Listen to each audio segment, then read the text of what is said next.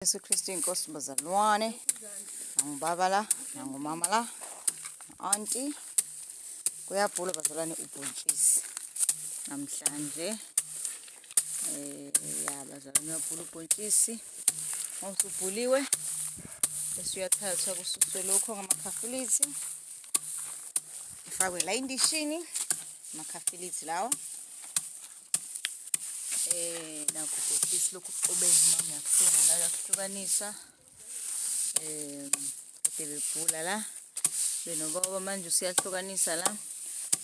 Bese kufakwa la. Lo oright bese ufakwa la. Edavini. Ubhontshisi kodwa siyabona ukuthi usaxubene nododo sangcolile. Usuzoyosefwa uyoluya bese eva kwalokho uyalungiswa ke. Okay ke bazalwane. Asidluleni ke. Yaqhutshekwa la. Sebenze eqhubeka. Asihambeni ke siye la okuwelwa khona. Auntie. Sisendleleni ebhekela okuwelwa khona ubhontshisi because lento eyenziwa lapha iyangcolisa egcekeni so kumele yenziwe eceleni ngoba kuyangcolisa mawuzokwenza egcekeni. By the way nazi imbali zasiphili nobhuti Nyamelo zikakhula bazalwane. Ngameni kaJesu. Ekhona nezintsha. Nango auntie sesifikile. Nango ke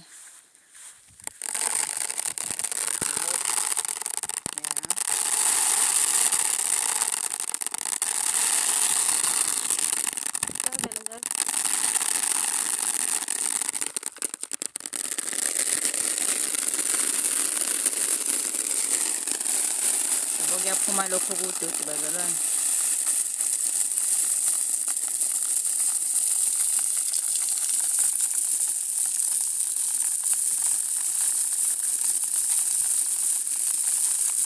Vele kupheshula umoya lokho kudodi.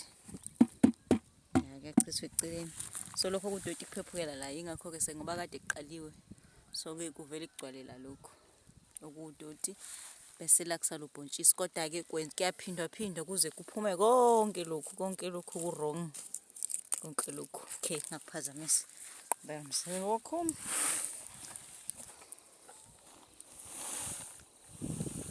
Lokhu phinda yaqhubeka kuyaphuma. Yaphindwa ke le process uyeka ngoba usu clean usubona ukuthi awusu clean. Okay bazalwane ngigameni likaJesu. Haleluya. Sesiyobona ke manje oclean osuclean osuqediwe ukuwelwa laphana. Uyawela masuqediwe bese uyofakwa ke ebhakedeni kusuclean ke manje. Sesibheke khona. Yaqhubeka lapha yabazali. Nawu ke bazalwane osu clean. Siyabona ibhakede 20 liter lo bazalwane. So clean ke lo. Okay, mina usifakute. So clean ke manje. Siyambonga uNkulunkulu bazalwane ngesivuno. Imbombo ubhontshisi wethu. Siyambonga uNkulunkulu musonke egameni likaJesu. Nayilelinye ibhakede selicelele sikufaka la. Ya, sabini siyambonga uNkulunkulu. Haleluya. Siyabonga bazalwane. Umsebenzi uyaqhubeka. Jesu Kristu inkosi. Amen.